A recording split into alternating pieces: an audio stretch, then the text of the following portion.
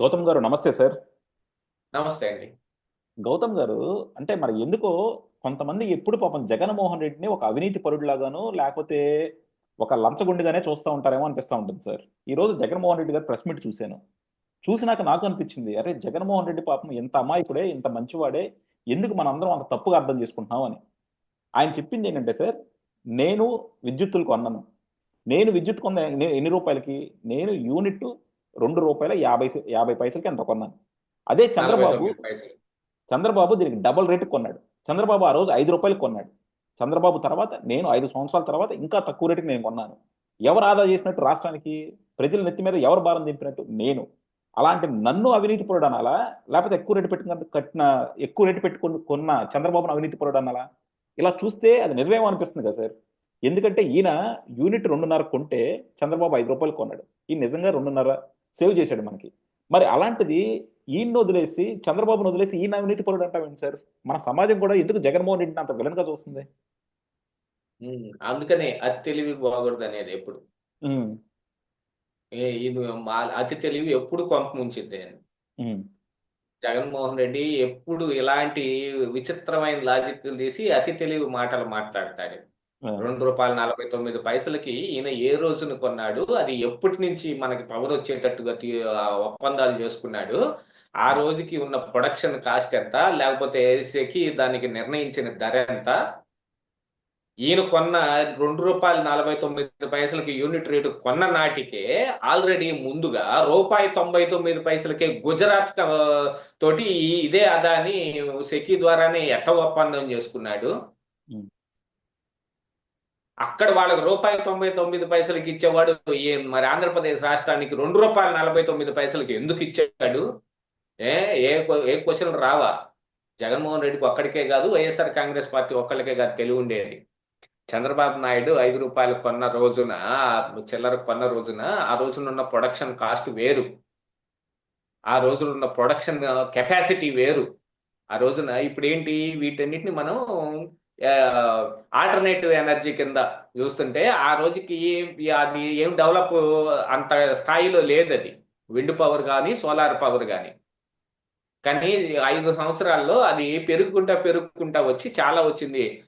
మొన్ననే ఆనం వెంకటరమణారెడ్డి ఒక ఇది పెట్టి బెంగళూరులో ఇళ్ల పైన కూడా సోలార్ పలకలు బిగించుకొని దాని నుంచి కూడా గవర్నమెంట్ రూ. 14 వాళ్ళ దగ్గర నుంచి కొన్నది. మరి ఈ రోజున ఆ రేటు ఉందా? లేదు కదా. ప్రొడక్షన్ ఆఫ్ దీన్ని బట్టి కాస్ట్ తగ్గుకుంటా వస్తుంది. ఎక్కువ యూనిట్లు పెరిగి ఎక్కువగా ప్రొడక్షన్ జరుగుతూ ఉంటే కాస్ట్ తగ్గిపోయింది. అసలు ఈ ఆల్టర్నేటివ్ ఎనర్జీకి అందరూ వెళ్ళటం కారణం అదే. ఇప్పుడు థర్మల్ ఎనర్జీని, ఇప్పుడు హైడ్రో దీని నుంచి తీస్తున్నాం అనుకోండి, హైడ్రో పవర్ అనుకోండి, ఆ వచ్చే ప్రవాహాన్ని మీద ఆధారపడి కరెంట్ ప్రొడక్షన్ ఎంత ఉంటుంది అనేది తెలుసు. ఒక్కోసారి అయితే ఒక్కొక్క ప్రాజెక్ట్ లో అక్కడ వాళ్ళు లైట్లు వెలిగించుకొని మోటార్లు ఆన్ చేయడానికే కరెంట్ సరిపోయింది. అలాగుంటది హైడ్రాలో. ఇప్పుడు థర్మల్ అనుకోండి, మస్ట్ అండ్ షుడ్ గా కోలు కాల్చి దాని నుంచి చేస్తారు. అందులో కోల్ మనం ఎంత కాలిస్తే ఎంత ప్రొడక్షన్ అవుద్ది, దాని ప్రకారంగా కోల్ మనం ఏ రేటు కొంటామని. అదే కోల్ ఒప్పందం మళ్ళీ జగన్మోహన్ రెడ్డి ఇదే అదానీతోటి చేసుకున్నది ఇంకొకటి ఉంది. ఈయన ఇండోనేషియాలో అదానీ కోలు తవ్వుతుంటే దాన్ని ఆంధ్రప్రదేశ్ రాష్ట్రానికి తీసుకొస్తే ఆ డంపింగ్ చేసుకోవడానికి పోర్టులన్నీ ఆయనకే కట్టబెడితే దేశీయ మార్కెట్లో 5,000 రూపాయలకి దొరకాల్సిన కోలు ఇండోనేషియా నుంచి దిగుమతి చేసుకుంటూ 14,000 రూపాయలకి అదానీ దగ్గర నుంచి కొన్నాడు. మరి అదేంటో, అందులో తెలివితేటలు లేవు కాబోలు. అయినా ఇప్పుడు మళ్ళీ రాజస్థాన్ నుంచి అది రాష్ట్రాలన్నీ దాటుకొని ఆంధ్రప్రదేశ్ రాష్ట్రానికి పవర్ రావటానికి ఎన్ని రూపాయలు ఖర్చు అయిందండి? రూ. 2.49 యూనిట్ కొన్నాం. అది రాష్ట్రాలు మొత్తం దాటుకొని రావటానికి 3.5 పైన పడింది. మొత్తం రూ. 5.90 ఏమో యూనిట్ కాస్ట్ పడినట్టు. ఇప్పుడు ఒక 100 గుట్లు కొన్నాము అని అనుకుందాం అనుకోండి, సపోజ్ ఏదైనా, అది వాడు మన ఇంటి దాకా తీసుకొచ్చి మన చేతిలో 100 గుట్లని రూ. 100 ఇచ్చి వెళ్ళిపోయాడు అనుకోండి, దాంతో సరైపోయింది. 100కు మనకు వచ్చినట్టే, ఇంటికి వచ్చేసినాయి కాబట్టి. అదే పిల్లవాడికి ఒక బైక్ ఇచ్చి 20 కిలోమీటర్ల అవతల ఉన్న ఒక కోళ్ల ఫామ్కి వెళ్ళి నువ్వు 100 గుడ్లని 90 రూపాయలకు కొనక్కరారా అన్ని పంపించావనుకోండి, అది 90 రూపాయలకే వచ్చింది అని అనుకుంటామా? లేకపోతే ఈ బైక్ లో పెట్రోల్ ఖర్చు 30 రూపాయలు ఎక్స్ట్రా అయితే 120 రూపాయలు పడింది అనుకోవాలనా? ఏమనుకోవాలి? జగన్మోహన్ రెడ్డి ₹2.49 యూనిట్ అక్కడ కొన్నాడు. ఈ ఆంధ్రప్రదేశ్ రాష్ట్రం వచ్చేటప్పటికి 5.5 పైన అయింది యూనిట్ రేటు. అవన్నీ కూడా మన రాష్ట్రమే పెట్టుకుంది. అతి తెలివితేటలు వద్దండి. ఎక్కడ ఏడు దాకా వచ్చేదానికి ఎంత ఖర్చు అయింది అవన్నీ కూడా చెప్పండి. ఈ ఒప్పందానికే మరి ఆయన 1750 కోట్లు ఈయనకు లంచం ఇవ్వ చూపింది. వీళ్ళు అర్ధరేత్రికి అపరేత్రికి అసలు మరి బాలినేని శ్రీనివాసరెడ్డి చెబుతున్న ప్రకారం అయితే వీళ్ళు ఫోర్జరీ చేశారు సంతకం. ఆయన ఏమన్నాడు? అర్ధరేత్రి లేపి నన్ను ముఖ్య కార్యదర్శి ఎన్ శ్రీకాంత్ సంతకం పెట్టమంటే నేను పెట్టలేదన్నాడు. తర్వాత మంత్రివర్గ సమావేశంలో సంతకాలు పెట్టిన ఆ దస్త్రాలన్నీ చూసినట్టుగా కూడా చెబుతున్నాడు. ఆయన చెబుతున్న దాని ప్రకారం ఏంటి, నాది మంత్రులందరివి డిజిటల్ సైన్స్ ఉంటాయి, స్టోర్ చేసుకుని వాళ్ళే డిజిటల్ సైన్ పెట్టుకున్నారేమో అని అనుమానం వ్యక్తం చేశాడు. నేను పెట్టలేదు అని చెప్పాడు. ఈ దస్త్రాల మీద సంతకం ఉన్న సంగతి చెప్పాడు. మధ్యలో డిజిటల్ సైన్ పెట్టుకున్నారు అని అంటే ఫలానా వ్యక్తికి సంబంధం లేకుండా ఈ సంతకాన్ని మనం వాడామంటే దాన్ని ఫోర్జరీ అంటారు. అది పెద్ద 420 కేసు. అంటే మరి దానికేం చెబుతారు? ఆ 420 ఏం చెబుతారు? ఇక్కడ బాలినేని గారి మాటలు కూడా నాకు కొద్దిగా అనుమానాస్పదంగానే ఉన్నాయి సార్. ఆ రోజు నేను కూడా అదే అనుమానిస్తున్నా. ఆయన ఇందులో మీ దగ్గర డిజిటల్ సైన్ ఉంది కదా, అది మీరు పెట్టేసేసుకోండి, ఈయనకు ఫోన్ చేసి ఉంటారు, నేను అవైలబిలిటీ లేనండి, డిజిటల్ సైన్ మీరే పెట్టేసుకోండి అని చెప్పుంటాడు. ఎందుకంటే నేను పెట్టను అని బాలినేని శ్రీనివాసరెడ్డి ఏ రోజైతే ఆ మాట అన్నాడో మరుసటి రోజు మంత్రి పదవి ఊస్టింగ్ అయిపోయి ఉండేది. 2.5 సంవత్సరాల తర్వాత అందరితో కలిపి మార్చటం కాదు, బాలినేని శ్రీనివాసరెడ్డిని ఆ రోజుకి ఆ రోజు తీసవతలు పాటేసి వేరే ఇంకొకళ్ళని తీసుకొచ్చి పెట్టి సంతకం వాళ్ళతో పెట్టించేవాళ్ళు. అర్ధరేత్రి జీవో ఇచ్చైనా సరే. మరి ఈయన 2.5 సంవత్సరాలు మెదలకుండా నంగనాచిలా కూర్చొని ఉన్నాడుగా మంత్రి పదవిలో. కూర్చొని ఉన్నాడు అని అంటే ఈయన ఇప్పుడు ఆడుతుంది ఒక నాటకం. డిజిటల్ సైన్ మీ దగ్గర ఉంది, మీరే పెట్టేసేసుకోండి అని చెప్పుకుంటాడు. అది కాకుండా తర్వాత మంత్రివర్గ సమావేశానికి హాజరయ్యాడుగా, ఇందులో నా సైన్ ఎక్కడి నుంచి వచ్చింది నేను పెట్టకపోతే అని నానా యాగి చెయ్యాలిగా. అలా యాగి చేస్తే జగన్మోహన్ రెడ్డి ఏం చేస్తాడు అందరికీ తెలుసు. ఆయన దగ్గర సామదాన భేద దండోపాయాలు అన్నీ ఉంటాయి. అవన్నీ ప్రయోగిస్తాడు. దెబ్బకుఠ దొంగల ముఠ. అందుకని ఈయన మెదలకుండా కూర్చున్నాడు. అదే ఇప్పుడు ఈయన 2.5 సంవత్సరాల తర్వాత తీసేయకుండా ఈయన్ని ఎట్నే ఎనర్జీ మినిస్టర్ కనుక కొనసాగిస్తే బాలినేని శ్రీనివాసరెడ్డి ఆ తర్వాత కూడా కొనసాగేవాడు కదా. అసలు నన్ను కొనసాగించట్లేదు మీరు అని ఏడ్చాడు కదండి బాలినేని శ్రీనివాసరెడ్డి. ఆడున్న తిరిగి తీసుకొచ్చి మంత్రి పదవి దగ్గరికి వస్తారు చూడండి. మీరు ఎన్నికల ముందు మీరు టీడీపీ పార్టీ తోటి మిలాఖత్ అవుతున్నారంట, మీ టీడీపీలోకి వెళ్తారు బాలినేని శ్రీనివాసరెడ్డి అని పుకార్లు వదులుతా సోషల్ మీడియాలోను మెయిన్ స్ట్రీమ్ మీడియాలో కూడా వార్తలు వస్తే ఎవడు చెప్పాడు మీకు అని గదివాడు. మొన్న చెబుతున్నాడు, నేను ఆల్రెడీ చంద్రబాబు నాయుడుతో మాట్లాడుకున్నాను, రమ్మన్నాడు, పార్టీలో చేర్చుకుంటానన్నాడు, టికెట్ ఇస్తానన్నాడు, గెలిస్తే మంత్రి పదవి కూడా ఇస్తానన్నాడు అని మొన్న చెబుతున్నాడు. మరి మరి ఆ ముందు రోజు ఎన్నికల ముందు చెప్పిన మాటలన్నీ తుస్కబుర్లా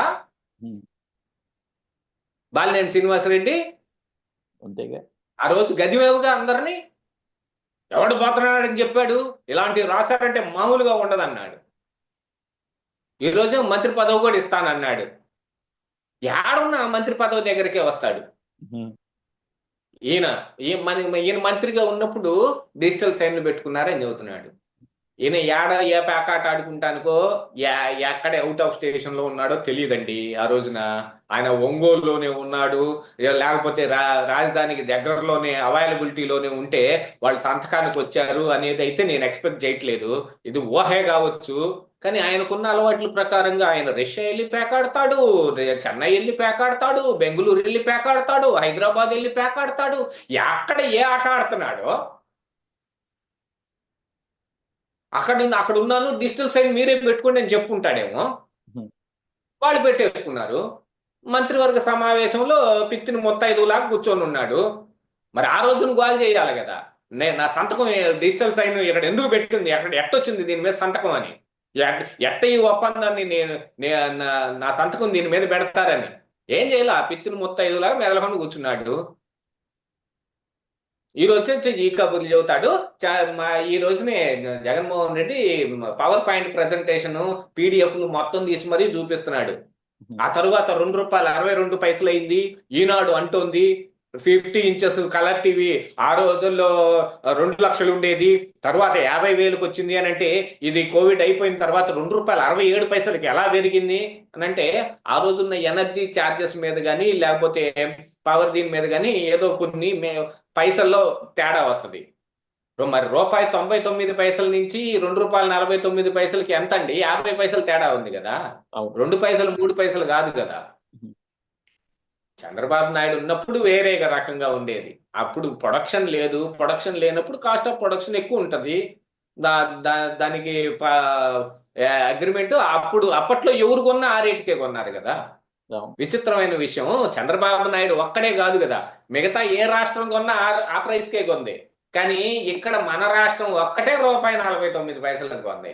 మిగతా అన్ని రాష్ట్రాలు తక్కువకే కొనుక్కున్నాయి. గుజరాత్ అయితే ₹1.99కే కొంది. మనకి ఇంటికి వచ్చేటప్పటికేమో ₹5 50 పైన కరెంట్ ఛార్జీలు పడినాయి మన ఇంటికి రావటానికి. ఏది ఇంకా రాలా అది. అదే అక్కడి నుంచి పవర్ లైన్లు వేసారు. అదే కాకపోతే జగన్మోహన్ రెడ్డి దాని అంతటికి మనమే ఖర్చు పెట్టాం. అదే జగన్మోహన్ రెడ్డి గారిని చూస్తే ఒకటి అనిపిస్తూ ఉంటుంది సార్. బేసిక్ ఏంటంటే ప్రపంచం అంతా కూడా ఆయన చెప్పిందే వింటారు, లేకపోతే ఆయన దూరంలోనే ఉంటారు అనుకుంటారు. కానీ దాని ఇంకో వర్షన్ ఉంటుంది, ప్రజలకి ఈయనకన్నా ఎక్కువ జ్ఞానం ఉంటుంది అన్న విషయాన్ని మాత్రం ఆయన ఎందుకు మర్చిపోతూ ఉంటారు.